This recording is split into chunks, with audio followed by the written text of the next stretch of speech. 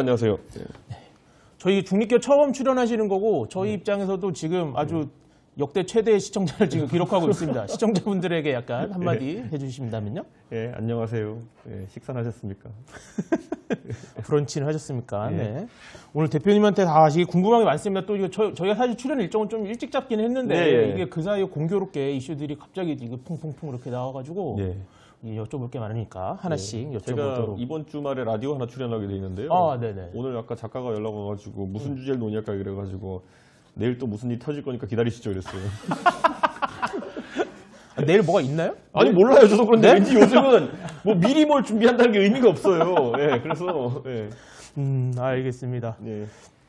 그 여의도 재건축 조합 유튜브 하시는 거 있지 않습니까? 거기는 이렇게 뭐 이렇게 잠바, 건축 현장 잠바 같은 걸 입고 나오시던데 이게 다른 데서도 입고 나오시나요? 네, 처음에 홍보하려고 이제 많이 입고 나왔고, 네. 그게 뭐 그리고 의상을 매번 바꿔 가서 하려면은 또 비용도 들고 하니까 그냥 그렇게 작업법 입고 했습니다. 저희 지금 구독자가 한 5만 명 조금 넘었죠? 5만 1천 정도 된 것 같은데. 네. 저희가 이게 처음 채널 생겼다고 해서 들어가 봤을 때 저희보다 조금 적었었는데 2주 같이 안 되는 사이에 저희가 역전이 돼서. 근데 이게 요즘 보수 유튜브류가 다 비수기예요. 그래가지고 뭐 옛날에 대선 때 보면은 뭐 이봉규 TV 이런 거 막 80만 이렇게 하고 이랬는데. 그렇죠. 네네. 이게 보니까 구독 취소를 하기는 싫고 그냥 놔두고 계신데 조회수는 뭐 몇천 대고 이렇게 그냥 이 상태가 유지되고 있는 거거든요. 그래서 지금 전반적으로 비수기다. 그러니까 보수의 지지자라고 하는 사람들도 별로 유튜브 보고 싶지도 않고 정치 뉴스 보고 싶지도 않은 거죠. 네. 알겠습니다. 이게 그 영상을 제가 이제 보다 보니까 최근에 올린 것 중에 이제 언론이 이제 꼭 중립적이어야 되냐 이제 이런 주제로 얘기를 하시다가 이제 뭐 세금으로 운영되는 언론사가 아니고 장체적으로 이제 논조가 있다면 꼭 중립적이지 않아도 된다고 생각한다 이렇게 말씀을 하셨는데 저희는 공교롭게 또 콘텐츠 이 제목이 중립기여자잖아요. 이게 어떻게 해야 되나요? 너무 강박관념 안 가져도 돼요. 그러니까 막 아무데나 막 편들어도 되나요? 그러니까요. 유튜브 하면서 이제 뭐 유튜브적인 성공을 원하신다면은 보수 엔진으로 바꾸시던지 이름을 왜 그렇게 하시는 게 오히려 나을 겁니다. 중립. 저는 어쨌든 뭐 중립기여니까요. 열심히 해보도록 하겠습니다. 자, 뭐 이게 누구나 짐작하신 질문 지난주에 대구 방문하셨던 얘기로 좀 시작을 해볼까 합니다. 여기서 보면 이제 대구에 공천받아서 올 일 없다 이런 얘기도 하시고 그다음에 이제 그래도 그럼 무소속으로 출마하는 거 아니냐. 그런데 또 어제는 라디오에서 아니 난 무소속으로 출마하겠다고 한 적도 없는데 이렇게 말씀을 하셨습니다. 그러면 이제 뭐 그 대구는 뭐 무소속으로 출마하는 어떤 말도 한 적이 없고요.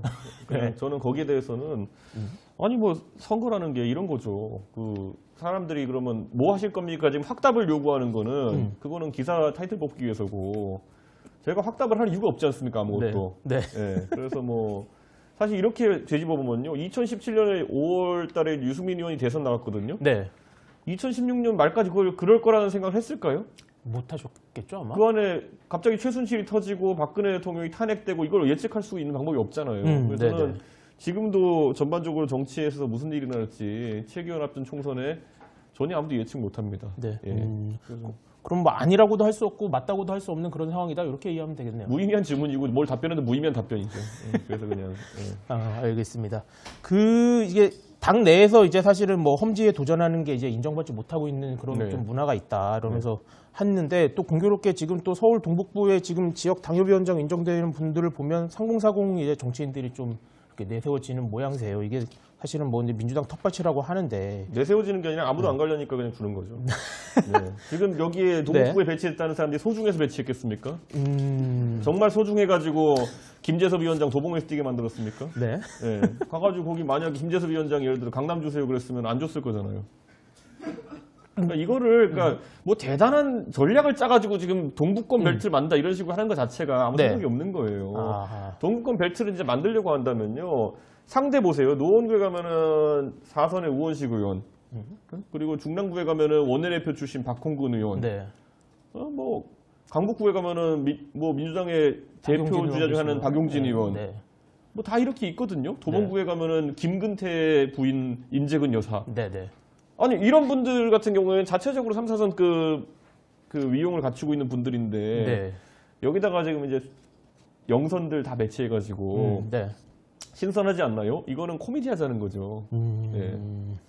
이게 약간 생색내기용 약간 버리는 카드다 뭐 이런 거 약간 동의하시는 거네요. 버리는 카드도 아니고 지금 이제 다 이제 사람 채우기 급급해가지고 제가 이런 말 하기 뭐하지만은 제가 지방선거 할 때 제가 네. 시험 봐서 사람 뽑겠다 그러고 하니까 되게 싫다 그랬거든요, 사람들이. 맞습니다. 근데 또 시험 보고 이렇게 해서 잘 쳐내지 않으면은 젊은 사람이 들어올 공간이 좋은데 많이 없어요. 그래서 이번에 지난 지방선거 때 서울의 구청장 선거도 그러니까 네. 오세훈이라는 사람이 25개 구에서 다 이기고 서울의 동중에서 400개인가 동중에서 5개인가만 졌어요. 네. 근데 구청장은 8개 졌어요. 25개 중에. 네, 맞습니다. 무슨 말이면 그만큼 구청장 후보군도 인물난이 심하다는 거예요. 네, 근데 여기다 놓고 지금 국회의원을 8개 지역구가 될 텐데 네. 공천을 제대로 한다? 아이고 제 생각에는 지금 이 다 타조들 같이 머리 박고 있는 거지만은 당장 현실 닥치면은 힘들 거고요. 지난번에 2020년 총선 때도 보면 황교안 대표가 무슨 뭐 대단한 공천한다고 했지만은 비례로 무슨 젊은 보수 유튜버를 넣으면 좋아할 거야. 뭐 이런 수준의 공천하다가 그냥 네. 망했거든요. 네. 네, 그러니까 저는 이거 이 감이 없는 사람들이기 때문에 네. 기대 안 합니다. 알겠습니다. 그때 똑같았어요. 그때 젊은 정치인 매치한다 그래서 무슨 뭐 퓨처 메이커니 이렇게 해가지고 예, 연고도 없는 것에 다 이제 막 배치한다 그러고. 예.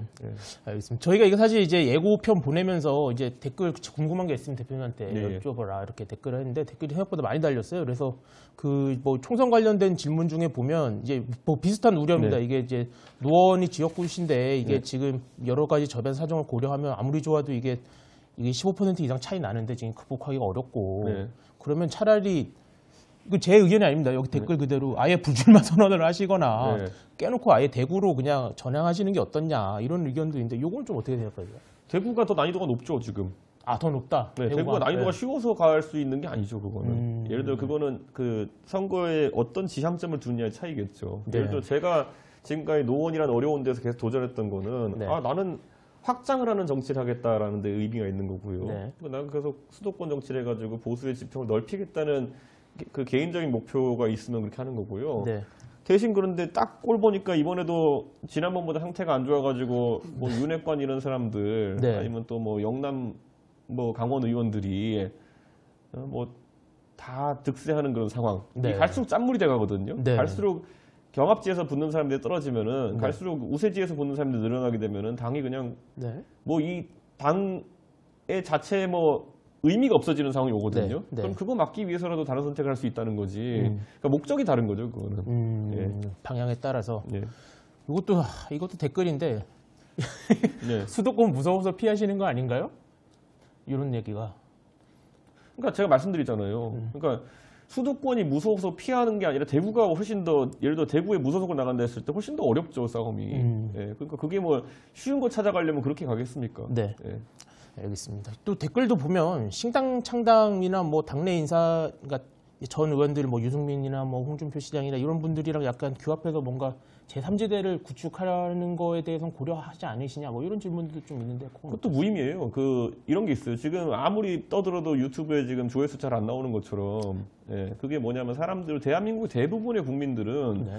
총선 한 1개월 전쯤에 총선 고민을 합니다. 지금 저희 여기 있는 사람들 정도면 정치 중독자들이에요. 고관여층이라고 하죠 전문 용어로. 네. 저희 정치 중독자니까 지금 이걸 앉아가지고 지금 이 시간에 하고 있는 거지.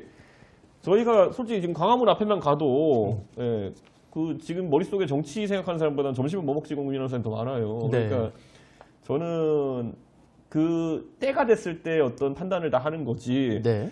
지금 보세요. 금태섭 의원, 양양자 의원 지금 시즌도 아닌데 가가지고 밖에서 우가우가 하고 있는데 아무도 신경 안 쓰잖아요. 네. 그러니까 저는 그런 거야말로 정치 고관여층들은 지금 오늘이 짜증나고 오늘이 무슨 뭐 이렇게 내 인생의 중요한 날이고 이렇지만은 대한민국 국민의 95%는 오늘 내일 뭐 먹지가 더 고민입니다. 그러니까 지금으로서는 뭔가 결정할 수 있는 상황도 아니고 고민을 구체적으로 하신 적도 없다. 이렇게 생각하면 되겠네요. 오일장처럼 장이 설 때 가가지고 장사를 해야지. 네네. 장도 안 서는데 나 혼자 물건 팔러 가면 그건 희한한 사람이죠, 그거는. 알겠습니다.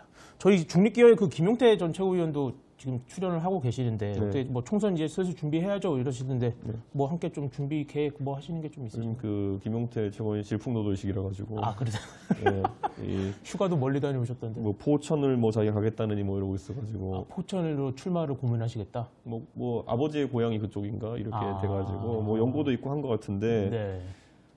그러니까 다 비슷비슷해요. 그러니까 젊은 사람들이 어느 순간에 겪는 고민이라는 게 다 있겠죠. 근데 저는 그러니까 이게 원래 자기 선거 앞두고는 자기가 솔직히 판단 잘 못하거든요. 네. 근데 계속 얘기하죠. 이런저런 얘기를. 알겠습니다. 이준석 대표님 입에서 젊은 사람이라는 표현이 나오니까 상당히 새롭네요. 다 저는 한 5년 전에 밟고 지나갔던 지점입니다. 알겠습니다.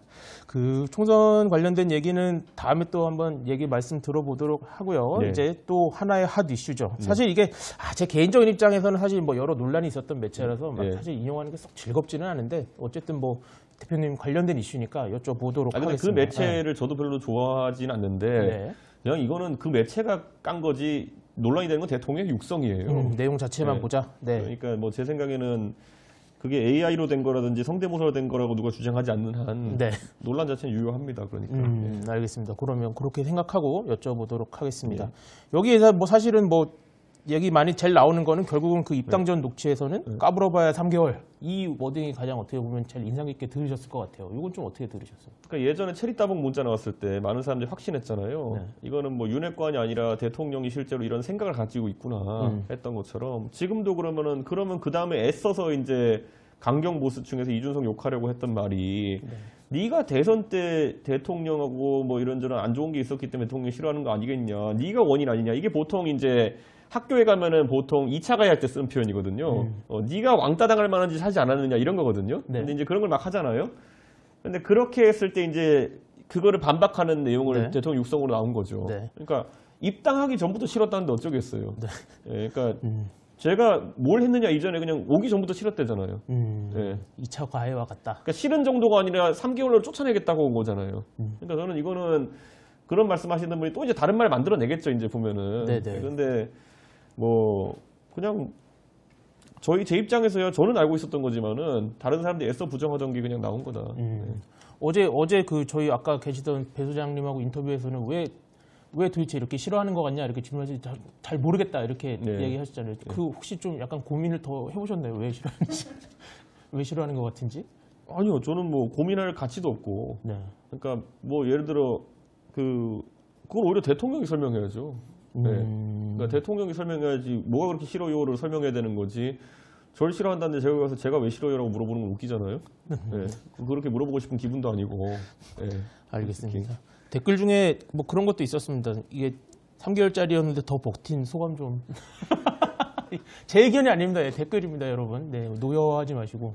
그러니까 그런 거죠. 그러니까 대통령이 항상 이제 정치를 보실 때 이게 보통 삼국지를 저희가 많이 읽은 사람들은 보통 이런 거래요. 막 전쟁을 벌이면은 왠지 막 신묘한 계략으로 이렇게 막 해서 무슨 복병을 항상 숨겨놓고 이렇게 뭐 이런 바람을 불게 하고 이런 게 있는 줄 알거든요. 네. 그런데 실제로는 그렇게 템포가 빠르게 진행되는 것들도 아니고 네. 대단히 계략이 가질 수 있는 요소는 적거든요. 네. 미군이 예를 들어 지금 가서 이라크에 전쟁하거나 아니면은 뭐 아프가니스탄 전쟁할 때 보면은 신묘한 전술 이런 것보다는 대부분 병참이나 이런 것들에 대해서 잘 준비가 돼 있어 승리하는 거거든요. 네, 네. 그러니까 저는 뒤집어 말하면 지금 윤 대통령이 이제 전국을 구상하는 데 있어가지고 네. 본인이 이제 검찰 시절의 생각으로 네. 요렇게 하면 돼라고 했던 것들이 많이 안 되고 있잖아요. 네. 그러니까 이준석도 3개월 만에 날리고 싶었고 그다음에 뭐 다 하고 뭐 이재명도 어쨌든 날리고 싶었던 거 아니겠습니까? 근데 네. 생각보다 길어지고 있고 네. 그러니까 이런 게 되게 짜증나실 거예요. 네. 알겠습니다. 그 녹취 얘기를 계속 해보자면 거기서 보면 이제 내용상 보면 그 윤핵관 이른바 윤핵관이 알아서 이제 대표님이 몰아낸 게 아니라 애초에 대통령이 그런 관점을 갖고 있었다. 이렇게 지금 이제 해석을 하시는 건데 네. 그러면 그 페이스북에 글 쓰신 것처럼 이제 윤핵관 성님들 이제 안 까실 겁니까? 원래 이런 거죠. 윤핵관 때리는 거는 원래 제가 윤핵관 때리는 거는 옛날에 그 조선시대 때 보면은 막 그 세자 이런 사람이 뭐 어디 가서 놀고 사고 치면은 세자를 때릴 수 없으니까 내시 같은 거 때리잖아요. 이제 가서 네가 세자를 잘못 모셔서 그렇다. 네. 잘못은 세자가 한 거죠 원래. 그러니까 이게 그런 의도였다. 그러니까 뭐 윤핵관이라는 사람들이 바보도 아니고 윤석열 대통령의 의사에 반해가지고 이렇게 살았겠습니까 지금까지. 그러니까 저는 애초에 뭐 그냥 윤석열 대통령이 직접 개입했다는 얘기가 없으니까 그냥 제가 윤핵관을 얘기했던 거지. 원래 윤핵관은 윤석열 대통령에 맹종하는 집단인데 의사에 반한 짓을 했겠습니까? 그런 맥락에서 약간 봤을 때 지금 윤석열 대통령은 사실 이념 얘기를 계속 하고 있잖아요. 지금 그럼 그런 것도 약간 그런 좀 구조 속 맥락 속에서 지금 이루어지고 있다. 이렇게 보시는 건가요? 작년에는 국정과제 100대 과제 발표하면서 120대 과제인가 발표하면서 네. 그 이념보다 민생이다 그러셨어요. 네, 맞습니다. 그러니까 지금 뭐 앞뒤가 안 맞는 일이 계속 벌어지고 있는 거예요. 그리고 보통 이념과 민생을 놓고 할 때 어떤 정치인이 민생보다 이념입니다 말을 하는 사람을 전 들어본 적이 없어요. 네. 근데 이걸 이제 작년에 분명히 6월 달에 이념보다 민생이다 해놓고 지금 이념이다라고 하는 거는 네. 민생에 자신감이 없는 거죠, 그냥 단적으로. 자신감이 없다. 예. 네. 아니 저라도 이념과 민생 중에 살리라 그러면은 민생을 살리지 왜 이념을 살립니까? 예? 예를 들어 지금 와가지고 박정희 대통령이 민생 때문에 추앙받습니까? 이념 때문에 네. 추앙받습니까? 네. 먹고 살게 해준 지도자는요 중간에 어떤 과오가 있었어도 사람들이 기억을 합니다. 네. 예. 그런데 거꾸로 이념만 강조하다가 만약에 정치 잘못되잖아요? 네. 그러면은 굉장히 지도자가 나쁜 기억으로 남습니다, 사람들에게. 네. 예. 이거는 뭐 제가 그냥 개인적으로 궁금한 건데 사실 대표님도 이제 국정 운영하는 데 있어서 정치적인 어떤 철학이나 이런 거 평소에 많이 네. 강조하시는 네. 편인데 요걸 약간 그런 맥락으로 이해해야 되는 거 아니냐? 뭐 이런 식의 일부 의견도 있더라고요. 그런 거는 약간 결이 같다고 보시는 건 아닌 거죠? 철학이랑 이제 이념이라고 하는 것은 이제 어떤 것을 판단하는 데는 기준이 되어야 되는 것이거든요. 네. 근데 철학이라고 하는 것을 바탕으로 일관된 판단을 하려고 노력하는 것과 네. 이념이라는 거는 내가 봤을 때는 이 방향성을 정해놓고 또 오히려 경도된 움직임을 보이려고 하는 그런 경향이라 보거든요. 그래서 저는 그리고 그러니까 이념과 철학이라는 게 어떻게 보면 비슷하겠지만은 전 철학에 맞춰가지고 현상에 적용해가지고 판단을 해야죠. 네. 근데 이 이념이라는 건 뭐냐? 지금 대통령이 생각하신 이념이라고 하는 거는 자유주의적 이념 이런 것도 아니에요. 네.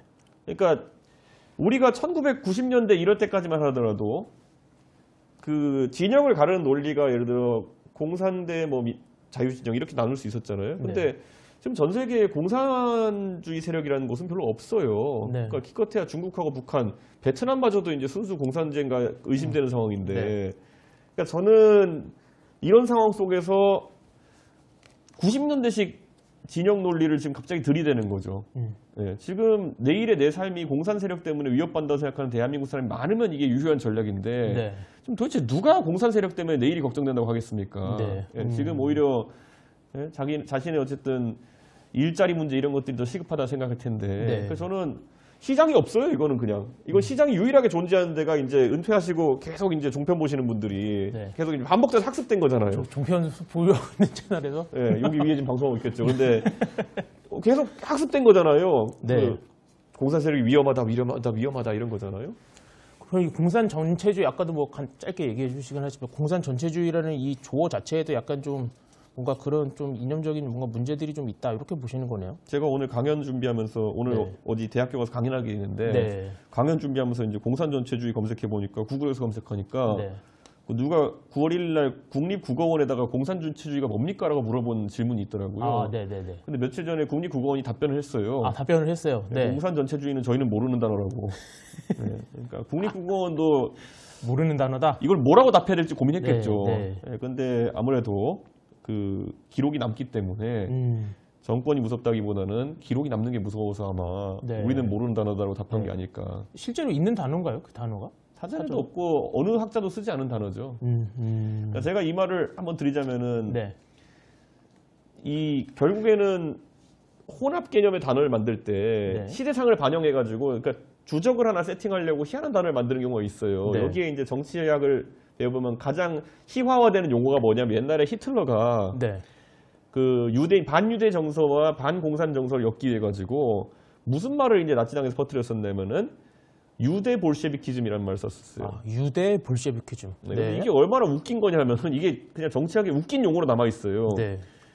독일 국내에서 유대인을 증오하도록 유도하는 이유는 뭐냐면은 그들이 상공 경제를 장악하고 있기 때문에 이들이 잘 먹고 잘 살아서 독일인들이 못 사는 거다. 그렇게 했었죠. 그러니까 이들이 수잔노라고 주장하는 네. 거예요. 네, 네.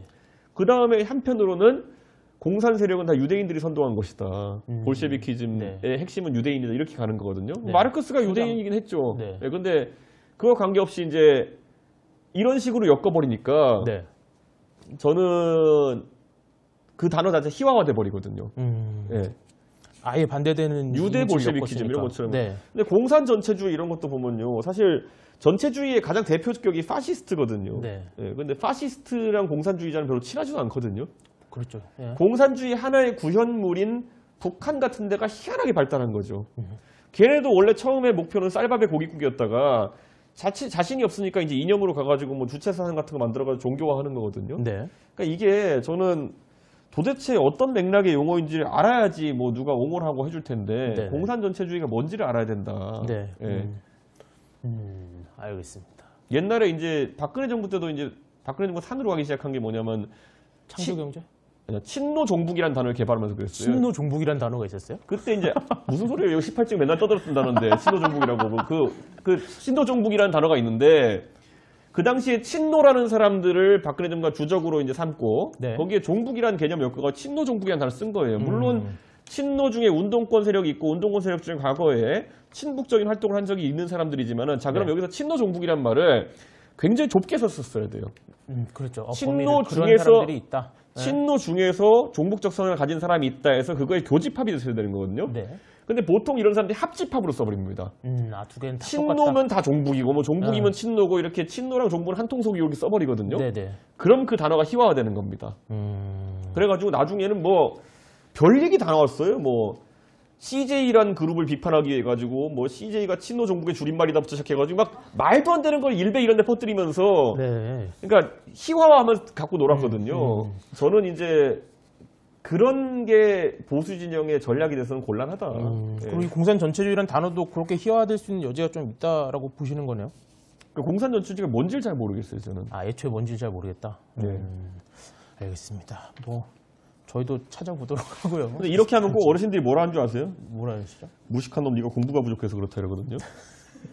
어떤 과목을 어떤 책을 공부해 이해할 수 있는 건지 좀 알려줘. 국립국어원도 모르는데. 하버드 계실 때 샌델 교수 수업 들으셨다면서요? 그럼 아셔야 되는 거예요. 근데 이게 저는 생각이 뭐냐면은 가장 비겁하고 가장 할 말 없을 때 나오는 말이 공부 좀 더 해라 이런 거. 예, 이런 건데 공부는 니네가 하세요. 예. 알겠습니다.